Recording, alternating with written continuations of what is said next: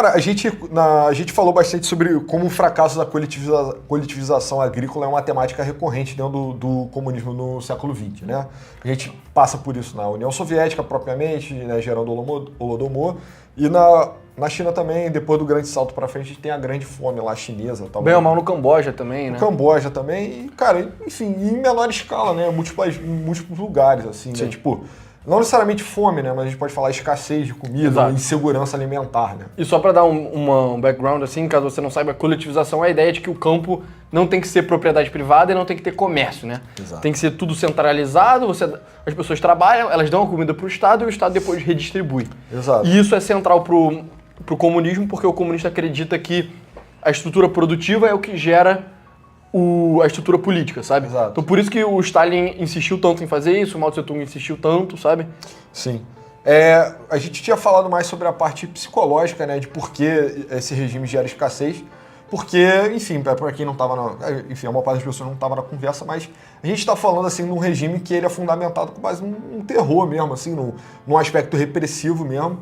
Os critérios para você prender ou para você matar, eles são arbitrários, então as pessoas, elas de fato, elas têm medo de dar notícias ruins, assim, né? Então, Exato. ninguém está disposto a informar que a produção veio abaixo do esperado, correndo o risco de morrer, né? Então, Exato. Então se põe na situação, você é um governador da Ucrânia, o Stalin falou que tinha que dar 1 milhão de sacas de grão e deu 800 mil. Se você falar pro Stalin que deu menos, talvez ele ache que você esteja roubando, ou que você está colaborando com os regimes imperialistas para derrubar a União Soviética e talvez você morra. Isso aconteceu muito. Tem um livro da Anne Applebaum, que é um livro que saiu recentemente, que fala só sobre a fome na Ucrânia e ela detalha isso extensamente, assim. Exato. Então, E aí, enfim, dado que a coletivização em si, ela diminui a produtividade e você não tem esse problema de que os oficiais eles têm medo de falar a verdade, você gera fomes gigantescas, né? e tem o outro lado, né? Que é o próprio lado lá da... Enfim, eu não conheço tão bem assim, mas o pessoal da escola austríaca critica, né? Não é nem necessariamente a escola austríaca, né? A ideia é basicamente que se você tem um ente só tomando todas as decisões econômicas, Sim. você não consegue... Você meio que não tem um mecanismo de preço, né? Porque não tem como ter preço, uma pessoa só estabelecer Exato. os preços de uma forma real. O preço é arbitrário. E se você estabelece o preço de uma forma arbitrária, os recursos eles não fluem... São mal alocados. Exato, eles são mal alocados, né? Enfim. Isso tipo, é por outro lado, né? Isso explica porque, por exemplo, as coisas eram deficitárias ou não tinham devido investimento, né? Ou então Exato. porque alguns lugares passavam fome e outros não.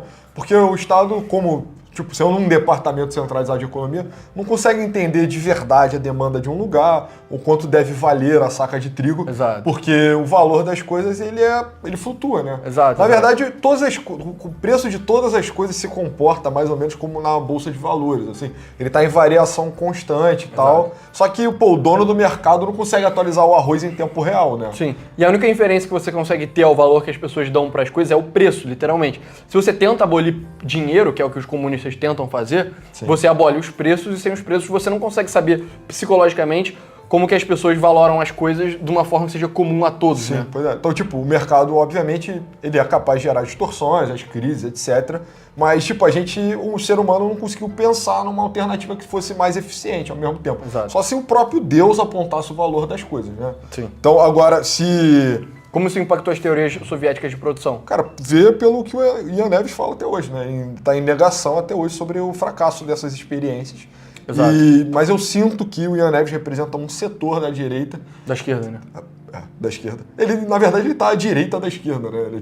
Ele é a favor de mais Estado. Mas, enfim, ele é a favor do modelo soviético. Mas, enfim, essa ala tá em negação, mas tem uma ala mais progressista, né? Que nasce lá depois da desestalinização do Khrushchev, que o cara vai ter uma visão mais crítica, não necessariamente a parte econômica e tal. Mas eu acho que, de certa forma, Também, mesmo que né? eles não enunciem as críticas, que eles não falem as críticas, pelas políticas que eles implementam, dá pra ver que eles concordam que aquilo não tá certo, né? Pois Porque é. a União Soviética, ela passa a ter um mercado dentro dela e ela passa a fazer vista grossa pros vários mercados negros que existem dentro também, né? Pois é, mas dentro da União Soviética houve, cara, os caras, tipo, depois do Stalin, o pessoal dá uma freada nos processos de coletivização. Exato. Tinham dois modelos, na verdade. Tinha o Kolkhoz, que era o de fato coletivizado, e o Sovkhoz, né, que era... Eu acho que é o contrário, Tinha o Sovkhoz, que era a propriedade coletiva de verdade, né, então a terra do Estado e o pessoal trabalhando. e tinha o kolkhoz, né, que era na verdade, pequena propriedade ali explorada por, assim, como se o Estado emprestasse pedaços de terra para o trabalhador. Essas eram mais produtivas e elas passaram a predominar depois do período Stalin, entendeu? E as pessoas tinham escolha sobre o que elas iam produzir, por quanto elas iam vender, se ela deveria vender agora ou esperar, esse tipo de coisa. Exato. Então, tá. A gente falou também sobre o modelo lá iugoslavo, cara. O Tito também tentou fazer a conciliação dele, assim, de práticas de mercado livre com práticas de organização comunal, assim. Então, tinha muito propriedade coletiva. Isso é uma parada que tem dentro do capitalismo também, né? Propriedade coletiva. As pessoas cedem participação dentro das empresas para os seus próprios empregadores, né? Mas, enfim, isso pode não ter influenciado a teoria econômica de produção soviética, mas sem dúvida influenciou o marxismo com uma filosofia mais amplamente entendida, né? Exato. Então, pode falar. Não, mas o foco saiu um pouco mesmo da economia, né? Exato. Tipo, porque, assim, primeiro a União Soviética nasce depois de uma crise no pensamento político marxista, né? O Lenin reforma. Depois da União Soviética a gente passa por, tipo, um processo mesmo de as pessoas evacuando o campo econômico mesmo, sabe? Enfim, no Brasil tem alguma presença ainda ali, tipo, de caras marxistas e tal na academia de economia, dizem, né? A gente Não, mas eu falei com um pessoal que mandou mensagem pra mim e falou que parece que hoje em dia, sei lá, até na UERJ, o departamento de economia, a galera é marxista, entendeu? Mas enfim, a ênfase saiu, ela partiu para outros meios, assim, mais culturais, mais políticos, assim, mas enfim, hoje em dia o comunismo se manifesta de uma forma bem diferente. Não é que ele morreu depois de 91. Exato. Ele mutou de novo, sabe? E isso é engraçado, né? Porque um dos principais agentes nisso é o Herbert Marcuse, que é uma galera que muita gente, Olavo de Carvalho, assim, os caras de direita adoram falar como se ele fosse o grande bicho-papão, o segredo do Herbert Marcuse, blá blá blá. Só que você pode comprar o livro dele e ler que você vai estar tudo ali, entendeu? Não é nada secreto. Sim. E é bem simples, na verdade. É simples, exato. É, tipo assim, uma coisa... cara, a qualidade de vida dos trabalhadores aqui nos anos 60 na Europa tá num ponto tão bom que eles... Tipo, eles não querem que isso acabe mais, entendeu? Eles querem que isso permaneça para sempre. Aí o Marcuse pensa numa reforma, né? Tipo, pô, agora... Ao invés de ser o oprimido e o opressor, ser o dono da fábrica, o trabalhador da fábrica, Exato. Passa a ser as diferentes identidades. Tipo, pessoas que estão fora da fábrica, digamos assim. É o lumpen proletariado, né? Tem até um corte famoso do Olavo de Carvalho que... Sim. Ele fala um monte de besteira sobre isso, né? Peço até desculpa se você for fã do Olavo de Carvalho, mas ele fala muita besteira. Nessa aí, e aí, bom, enfim, aí o lumpen proletariado é quem tá à margem do sistema, né? Aí o Olavo de Carvalho descreve como drogados, prostitutas, não sei o quê. Os artistas da Globo, sei lá o quê. Nada, ele coloca de um jeito bem boomerzão, mas na real é tipo universitário também, né?